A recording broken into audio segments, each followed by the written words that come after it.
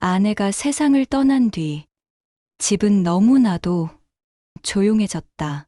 장례를 치르고 돌아오는 길, 자식들은 아버지도 이제 편히 지내세요라는 말만 남기고 각자의 차에 올라탔다. 전화 한 통 없는 날이 길어질수록 그 말은 위로가 아니라 작별 인사였다는 걸 알았다. 보란 듯이 나를 삶 밖으로 밀어내고 그들은 자기 삶 속으로 사라졌다. 서랍맨 아래 칸은 약봉지로 가득했다. 노란 알약, 하얀 캡슐, 날짜를 꾹꾹 눌러 적어둔 혈당 수치. 식탁 끝자리에 앉아 물 한 컵을 털어놓고 나면 집 안 어디선가 아내의 숨결이 아직 남아있는 듯하다가도 이내 사라졌다.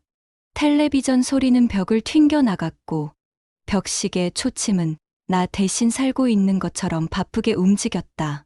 발인이 끝난 그 밤, 오래된 친구 만식이 초인종을 눌렀다.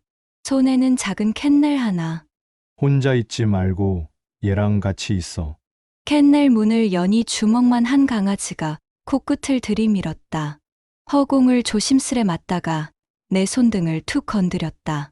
그 가벼운 다음이 장례식장에서 아무 말도 못하고 돌아온 내 혀를 처음으로 풀어주었다.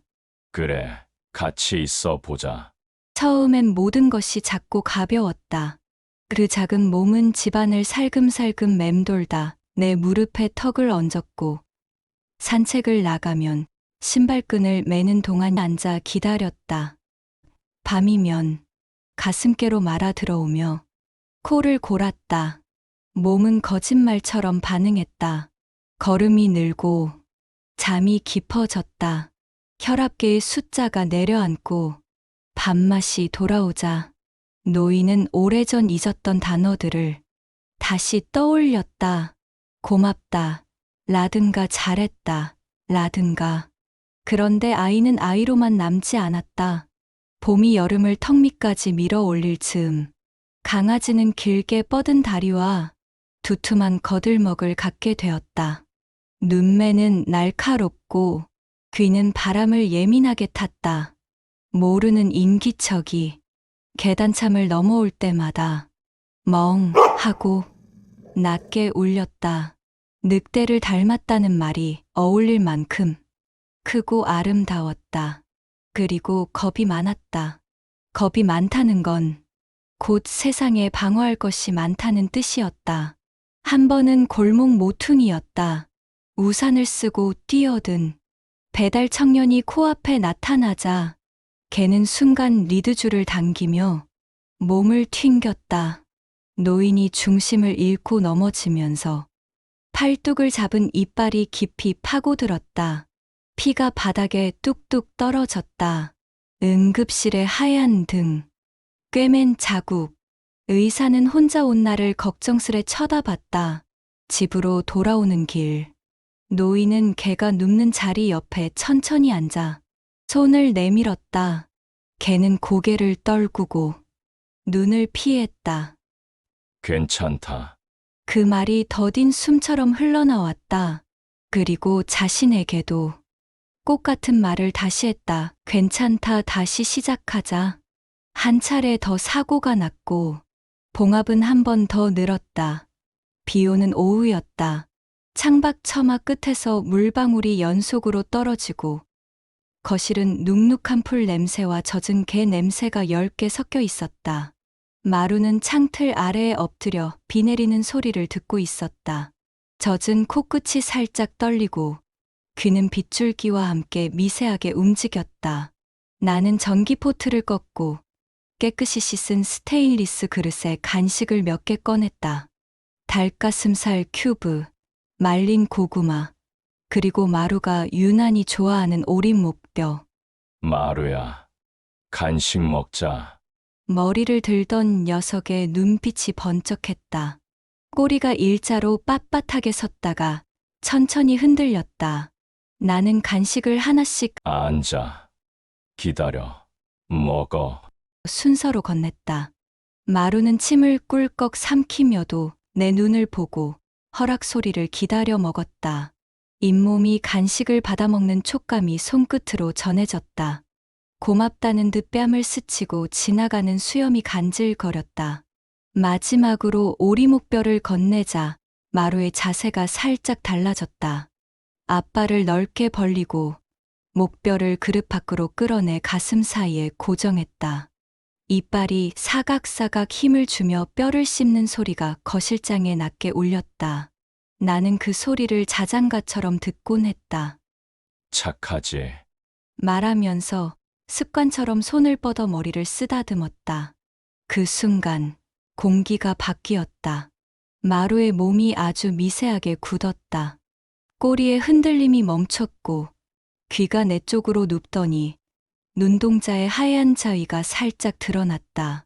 나는 그 미세한 신호를 그때는 못 읽었다. 그냥 괜찮아. 먹어. 하고 손바닥으로 한 번 더 머리 꼭대기를 쓸었다. 오리목뼈가 이 사이에서 딱 부러지는 소리가 나는 동시에 낮고 짧은 으르렁 소리가 마루의 목 깊숙이서 새어나왔다. 경고음이었다. 그리고 곧바로 번개처럼 움직였다. 앞니가 먼저 스쳤고 그 다음 송곳니가 손등을 정확하게 훑었다. 뜨겁기도 차갑기도 한 통증이 동시에 올라왔다. 순간적으로 피부가 찢어지는 느낌이 아니라 단단한 집게에 물려 눌리는 느낌, 그리고 늦게서야 따뜻한 것이 스며 나왔다. 내 입에서 소리가 먼저 튀어나왔다. 아! 의자 다리가 타일을 긁는 소리가 섞여 날카롭게 울렸다. 마루는 곧장 뒤로 물러났다. 하지만 내가 반사적으로 손을 빼려는 동작이, 거칠게 위로 젖히는 움직임이 다시 불꽃을 튀겼다. 먹이를 지키려는 본능과 놀람이 한 번 더 겹쳤다. 두 번째로 치고 들어온 입은 손목 쪽을 스쳤고 이빨 두 개가 정확히 홈을 냈다. 시간은 아주 짧았고 사건은 너무 빨랐다. 두 번째 물림이 끝나자마자 마루는 한 발짝, 두 발짝 뒤로 물러나 엎드려 고개를 돌렸다. 다물지 못한 입에서 숨이 빠르게 고동쳤고 혀끝이 떨렸다. 흔히 말하는 죄책감의 표정 같은 건 아니었다. 경계와 혼란, 그리고 내 쪽으로 보내는 빠른 눈빛. 가까이 오지 마. 그런데 너 괜찮아? 피가 손바닥을 타고 뚝뚝 떨어졌다. 붉은 점이 타일 바닥에 맺히는 걸 멍하니 바라보다가 정신이 돌아오자 싱크대 수건을 집어들었다.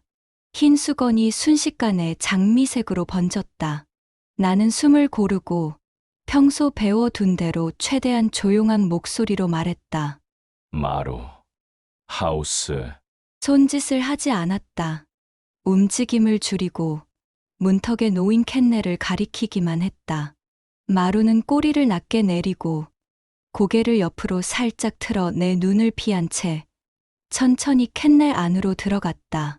문을 닫자 작은 금속 걸쇠가 딸깍 소리를 내며 하루의 온도를 바꾸었다. 응급실 밝은 형광등 아래서 나는 파상풍 주사를 맞고 상처를 세척받았다. 간호사가 생리식 염수를 주르륵 흘려보낼 때 소독약 특유의 차가운 냄새가 코를 찔렀다. 의사는 손등의 두 군데를 봉합하고 손목의 두 개 상처는 열지에 가까워 테이핑으로 고정했다. 반려견이죠. 나는 질문에 나는 잠깐 망설였다. 네. 놀라서 제가 잘못 만졌습니다. 의사가 고개를 끄덕였다. 먹는 중엔 손을 타고 내려가지 마세요. 특히 머리 위에서 손이 내려오면 더 놀랍니다. 며칠은 상처 소독 잘하시고. 집에서는 분리 안정. 단어들이 형광등처럼 하얗게 머릿속에 박혔다. 집으로 돌아오니 빗소리는 잦아들고 온 집안이 비 온 뒤 냄새로 푹 젖어 있었다. 캔넬 앞에 쭈그려 앉아 문을 열지 않은 채 한참을 앉아 있었다. 마루는 안쪽에서 나를 보다가 시선을 떨구었다가 다시 올렸다. 나는 말 대신 숨을 고르게 내쉬었다. 괜찮다는 말은 하지 않았다. 대신 부엌에서 마루의 오리목뼈를 치웠다. 좋아하던 그 간식이 오늘만큼은 우리 사이를 가른 칼날처럼 보였다. 그날 밤 거실 바닥에 상처를 묻히지 않으려고 베개를 깔고 기대에 앉아 있었다. 마루는 캔넬 안에서 한참을 말이 없었다. 새벽 2시쯤 아주 작게 정말 아주 작게 낑낑 소리가 들렸다. 사과도 변명도 아닌 나도 무섭다는 신호 같았다. 나는 캔넬 문 앞에 조용히 쥐포 한 조각을 내려놓고 눈을 마주치지 않은 채 낮게 말했다. 내일부터 다시 처음처럼 하자. 천천히. 다음 날 아침 나는 문턱의 그릇을 빈 그릇으로 바꿔 놓았다. 눈을 맞추지 않고 손은 옆구리에 둔 채 손대지 않는 보상을 주는 연습부터 했다. 씻어 말린 천을 상처 위에 얹으며 생각했다. 어제의 2번의 물림이 남긴 건 고통만이 아니었다. 몰랐던 신호, 내가 지나친 선, 이 집에서 우리가 지켜야 할 거리, 거리만큼이나 다시 줄여야 할 거리. 그날 이후로 나는 마루의 수염이 미세하게 떨리는 순간, 꼬리가 멈추는 순간, 눈에 흰 자위가 드러나는 순간을 다 외웠다. 그리고 먹을 때는 건드리지 않았다. 상처는 며칠 뒤 까슬까슬한 딱지로 바뀌었고, 마루는 다시 내 무릎 앞에 턱을 얹었다. 그때는 내가 먼저 손을 내리지 않았다. 괜찮아 라고 묻듯 손바닥을 무릎 위에 올려두고 기다렸다. 마루가 코끝으로 내 손을 툭 하고 밀어줄 때까지. 그래, 그 작은 툭 하나면 된다. 우리 둘에겐 그게 다시 시작이었다. 동네 사람들의 말도 늘었다. 선생님, 저 개 위험해요. 안전이 먼저죠. 어떤 이는 조심스레 안락사라는 단어를 올렸다. 노인은 그 단어를 입안에서 굴리다 곧 삼켜버렸다. 그럴 수 없어요. 한마디만 똑 부러지게 내놓았다. 이유는 설명할 수 있었다. 개가 없었다면 그도 이미 어딘가에 무너져 있었을 테니까. 집안에 스며드는 숨, 낮잠에서 깨워주는 코끝, 어두운 밤에 심장을 붙잡아 주던 존재. 노인은 모든 게 자기 탓 같았다. 내가 제대로 알려주지 못해서 그렇다며 자신을 탓했다. 하지만 주민들은 가만히 있지 않았다. 아파트 온라인 커뮤니티에는 긴 글이 올랐다. 최근 개 물림 사고, 목격담. 마지막 줄에는 구청 민원 링크가 붙었다. 위험관리 조치 요구, 격리 관찰, 의무 교육과 보험, 입마개 명령, 안락사 청원. 누군가 되물었고 다른 누군가가 답했다. 그건 법으로 바로 되는 게 아니래요. 며칠 뒤 구청 민원실에서 전화가 왔다. 목소리는 차분했고 말끝은 단단했다. 보호자님, 사실관계 확인되었고요. 우선 10일 관찰과 행동평가에 협조해 주세요. 의무 교육, 책임보험, 입막의 착용 명령을 안내드리겠습니다. 노인은 약속 일정을 메모하면서 조용히 말했다. 다 하겠습니다. 수호하기 넘어 공무원은 짧게 숨을 고르고 말없이 고개를 끄덕이는 기척까지 들리는 듯했다. 훈련은 사과하는 법을 배우는 시간 같았다. 동물행동 컨설턴트 윤다오는 첫 만남부터 노인의 손을 내려다보았다. 자국을 보고도 눈빛은 책망보다 온기가 가까웠다. 사실 안락사를 권유하고 설득해보려 방문했지만 할아버지와 마루의 끈끈함을 보고는 눈물을 흘리며 마음을 다 잡았다. 겁이 많아요. 겁이 많은 아이는 세상을 먼저 밀어요. 우린 세상이 먼저 다가오지 않는다는 걸 알려주면 돼요. 그가 내민 것은 입마개였다. 처벌이 아니라 안전벨트예요. 이걸 좋은 일과 연결합시다. 입마개는 간식처럼 달았다. 바스락 소리가 나면 개는 스스로 코를 들이밀고 잠깐 머물렀다가 빠져나오면 더 큰 칭찬이 뒤따랐다. 엘리베이터는 3계단 앞에서 멈추는 약속을 서로 배웠다. 노인의 호흡이 먼저 정리되면 리드줄은 유자 모양을 내어주었다. 움켜쥐지 마세요. 당신이 긴장하면 얘는 파도를 미리 본다고 믿어요. 호흡을 주세요. 괜찮아 말보다 숨에서 배워요. 관찰 기간 동안 노인은 메모장을 들고 다녔다.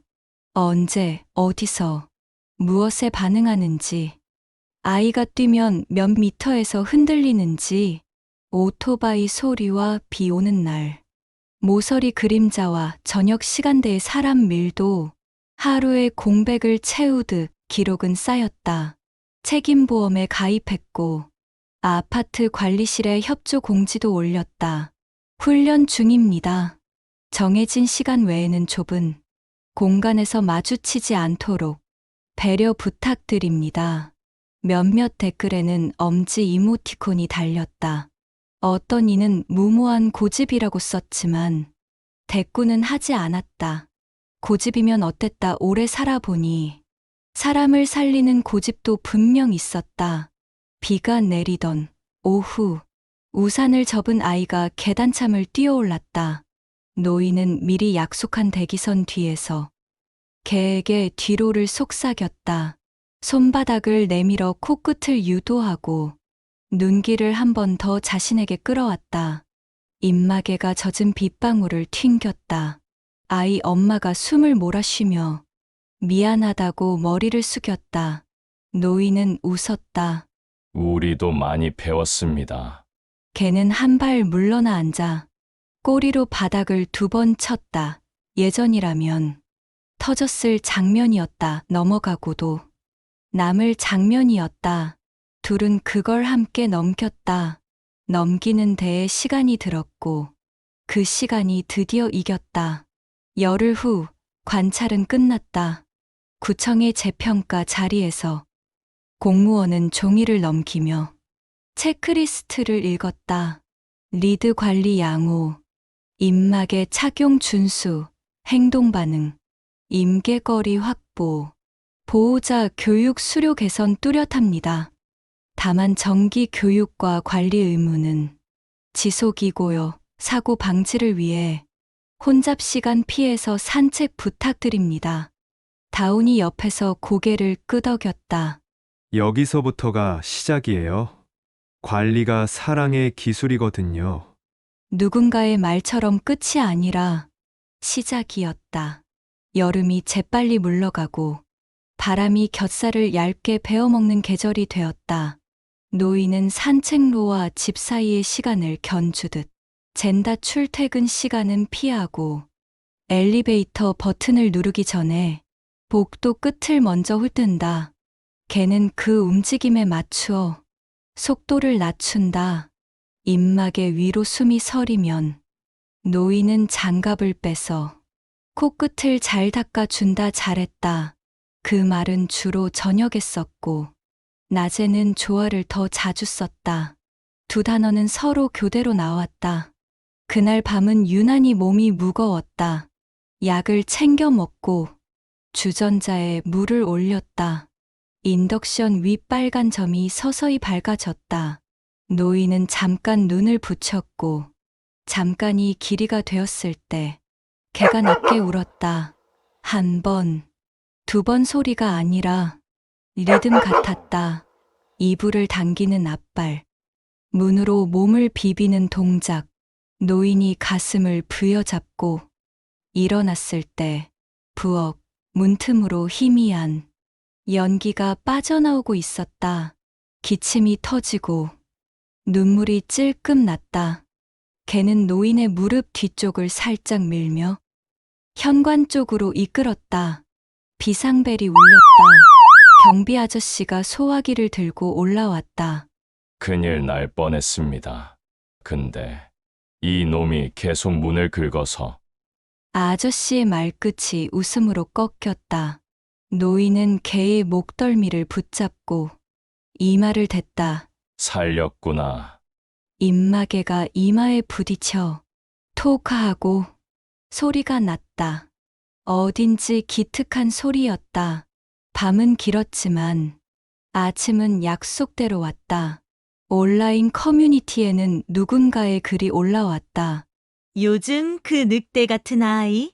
확 달라졌네요. 멀찍이 돌아가고. 보호자분이 늘 먼저 비켜주세요. 고맙습니다. 라고 말씀하시더라고요. 댓글에는 실명 같은 닉네임들이 달렸다. 행정이 개입하니 다르다는 말과 훈련이 사람도 바꾼다는 말. 노인은 휴대폰 화면을 조심스럽게 내려놓았다. 칭찬은 언제나 낯설었지만 이번만큼은 받아도 되는 것 같았다. 받아서 마루에게 나눠줘도 되는 것 같았다. 구청에 한 번 더 들러야 했다. 재평가였다. 공무원은 이전보다 부드러운 목소리로 말했다. 관찰 종료합니다. 관리 준수 조건으로 지역 내 유지, 정기 교육 지속한다는 조건으로요. 다운이 옆에서 슬쩍 웃었다. 이제 산책 루틴 조금만 늘려볼까요? 아침 햇살 좋은 시간으로요. 노인은 고개를 끄덕였다. 그 말 가운데 좋은이라는 단어가 오래 남았다. 황혼이면 황혼이지. 햇살은 여전히 좋은 시간이었다. 아침 강변은 얕은 물결 소리가 먼저 깔렸다. 해가 천천히 물 위를 펼 때 노인은 앞을 보고 걸었다. 걔는 한 발 뒤에 붙어 보폭을 맞췄다. 긴 리드는 두 사람 사이에 느슨한 곡선을 그렸다. 어쩌다 마주치는 사람들과 눈을 맞추면 노인은 먼저 상체를 숙여 인사를 했다. 걔는 잠깐 멈추고 앉았다가 좋아라는 말에 다시 일어섰다. 코끝으로 바람을 맡을 때마다 입막의 안쪽에서 작은 습기가 일었다. 노인은 장갑을 벗어 그걸 닦고 자신의 눈도 한번 닦았다. 겨울이 코앞인데 눈은 왜 이렇게 자주 맺히는지. 그날 이후 식탁 끝자리는 조금 옮겨졌다. 가운데로 한 자리. 그 자리에서 노인은 약을 챙겨 먹고 걔는 발을 포개어 누웠다. 가끔 팔의 흉터를 만지작거리다 보면 걔가 코끝으로 그 자리를 한번 밀었다. 괜찮다는 뜻으로. 아니면 거기서부터 다시 시작하자는 뜻으로. 노인은 생각했다. 어떤 사람들은 말하겠지. 그때 안락사가 더 쉬웠을 거라고. 하지만 그는 알았다. 쉬운 게 꼭 옳은 건 아니라는 걸. 우리에겐 시간이 답이었다는 걸. 문을 열고 나서면 계단이 있다. 그곳에서 노인은 늘 잠깐 선다. 아래층에서 올라오는 발소리, 위층에서 내려오는 대화, 엘리베이터의 웅웅거림, 세상이 밀려오기 전에 한 번 숨을 고르는 자리. 걔는 그 옆에서 잠깐 앉는다. 둘이 함께 배우고 익힌 자리. 노인은 손바닥을 내밀고 걔는 코끝으로 그 손을 살짝 건드린다. 가자. 둘은 같은 방향으로, 같은 속도로, 같은 하루를 향해 걸어 나간다. 누군가에겐 늦은 시간에 시작한 훈련이었고, 누군가에겐 무모한 사랑이었을지도 모른다. 하지만 노인은 알았다. 황혼에도 배울 수 있다는 걸. 서로의 속도를 물러서야 할 거리와 다가가도 되는 마음의 거리. 그 거리들을 정확히 재는 일이야말로 자신에게 남은 가장 젊은 기술이라는 걸. 해가 더 올라오자 마루가 고개를 들어 햇빛을 한껏 들이마셨다. 노인은 웃으며 그 모습에 말을 얹었다. 잘했다. 그 한마디가 개의 꼬리에서 반짝거리는 소리로 돌아왔다. 그리고 그 소리는 노인의 가슴에서 오늘 하루를 시작하게 하는 종소리처럼 울렸다. 병원에서도 이웃들도 안락사를 권했지만 할아버지는 끝내 고개를 저었습니다. 생명은 모두가 다 소중하다고. 그 누구도 소중한 생명에 죽고 사는 일을 함부로 결정할 권리는 없다고요. 그날 연기 속에서 구해낸 건 목숨 하나가 아니라 서로의 남은 생이었습니다. 오늘도 둘은 목줄이 아닌 약속으로 이어집니다. 두려움은 나눌수록 작아지고 사랑은 나눌수록 커지니까요. 이제 저는 마루와 서로 의지하며 남은 날들을 성실히 행복하게 살아가겠습니다. 이 이야기가 마음에 닿았다면 구독과 좋아요 부탁드려요. 여러분의 응원이 우리 둘의 다음 장을 밝히는 등불이 됩니다. 감사합니다.